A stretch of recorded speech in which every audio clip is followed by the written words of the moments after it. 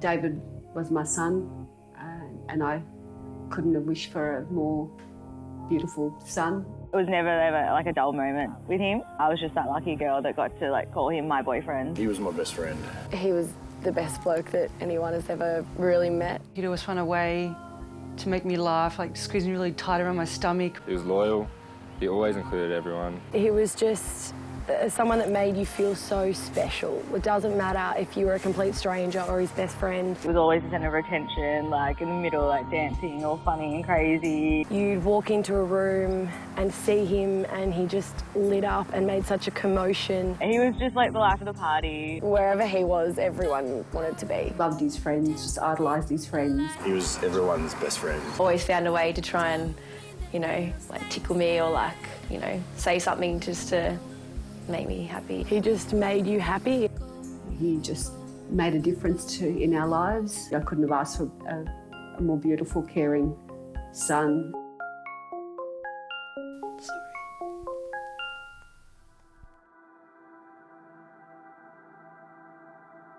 I knew he was going down to Rosebud for over the New Year's period. I just said to David, oh, have fun, be safe.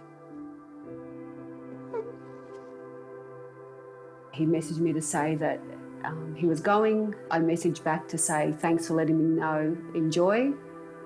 And he messaged back saying, love, love, kiss, kiss. That text message I'll just treasure forever. We'd all gone down to the Portsea pub the night before New Year's Eve. Us girls left, and I remember the last thing I said to Dave was, gave him a kiss and said, love you and I'll see you tomorrow. We caught the bus back from Portsea to Wright, got out, just walking back to Rosebud, and all of a sudden I just hear a scuffle. I heard some like yelling. The girls said, there's a fight. I saw some guys scuffling, so I tried to pry them apart and just was like, guys, settle down, you know, trying to just calm the situation down. And then out of nowhere, I just caught one into the left side of my jaw. My friend Julian got hit to the ground, so all my attention went to him. Fell back off the footpath onto the road. And while I was looking down, I just copped a bit of a punch from the side. Ended up being a fracture, a break, and I went unconscious for a little bit. I got to my feet and walked over to where everyone was, and there was two people lying on the ground. One of them was Jesse and the other one was Dave. And then when I woke up, all I heard was just all the screams, just he's not breathing. We called the ambulance and the police. And the ambulance came and I asked them, how's Dave looking? Go help him. And they're just like, it's not looking good. I got a phone call and I just remember her saying something had happened to Dave and that he'd been hit. The whole phone rang. It was about 1 o'clock. I heard Mum talking in like kind of a panicked voice. He said something's happened to David. And at the time, I didn't know how bad it was. I had a sick feeling in my stomach that something like really bad had happened. At the time, it was just he's been in an accident, but I knew it wasn't just an accident. When we got to the hospital, his family was all there and just, they were all so confused and worried. An hour went past and we didn't hear anything. It was just a horrendous wait. Through the emergency doors, 3 doctors came out, and as soon as I saw them, I said to the girls, I said, this is not going to be good news. We'd been waiting for hours and hours, and then doctors came out and took us to a room where they said to us that there was nothing medically they could do for David. There was just too much damage and too much swelling. When they were speaking to me, I could hear them, but I felt like they were talking to someone else. As people say, it was surreal, and now I know what the word surreal means, because it was like, it wasn't me that they were talking to.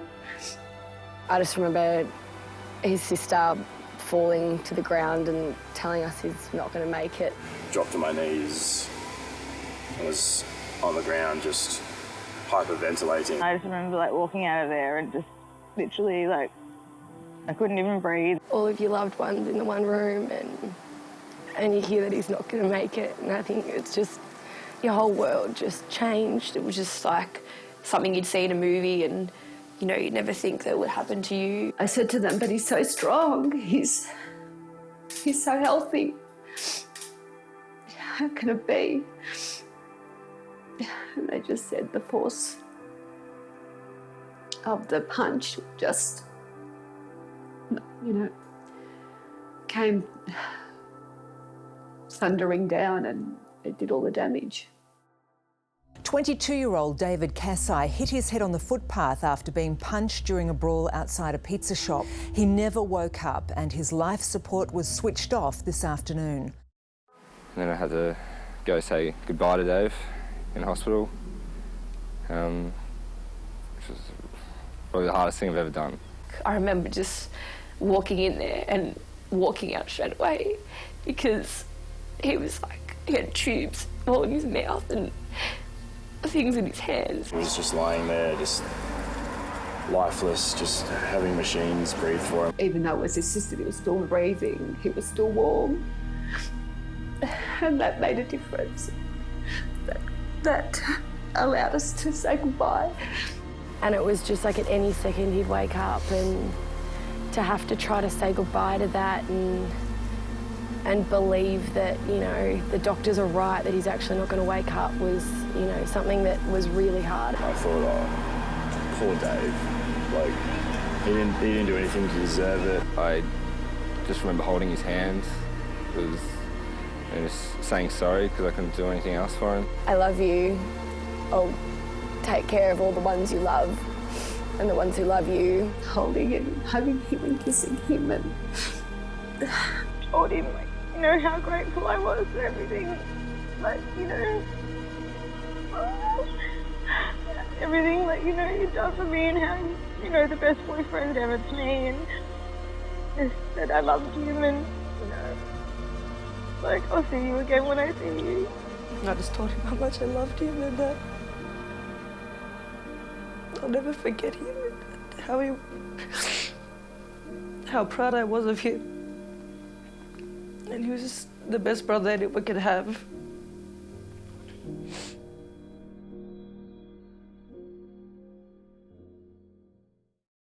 David's death has left a huge hole in my life. I go to bed thinking about it. I wake up thinking about it. Waking up in the morning thinking, like, please don't let this be real. It didn't seem real until the funeral, which when it really, like, actually sunk in that, you know, I was never going to see him again. My life was so normal before it all happened. In half an hour, everything completely changed. It's the hardest thing ever that you could imagine, that you don't want anyone to go through. But it can happen to anyone, as we know. It can happen to anyone. The stuff that happened with Dave, you see that on the news and I think it will happen to you. We're all going to grow up and have kids and, you know, get married and whatever else, and he's never going to see our children. He's never going to be a dad himself. You're so worried about all of your friends and how they're feeling while still trying to deal with your own grief. Having anxiety, like, problems, just from even, like, not being able to pick up the phone because I'm scared that, you know, someone else is going to give me bad news that something else has happened.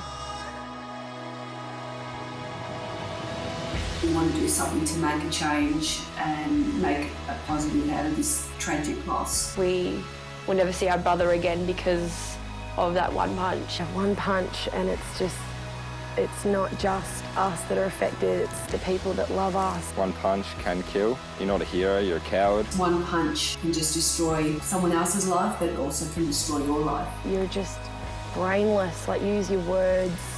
You don't need to, you know, resort to violence. This is a potential that can happen if you are just being stupid and you just throw that punch. It's cowardly, it's pathetic, and at the end of the day, it doesn't help anyone. No one wins. People are hurt, people lose their friends. It's a lifetime sentence for us. We never get to see him again. It's not worth it. Nothing's worth that. We can all make a change, all can make a difference in just changing our thinking. My life will forever be changed because of that one senseless act of violence. That one punch, you know, is now a life sentence for me and his family and his friends because we'll never see Dave again.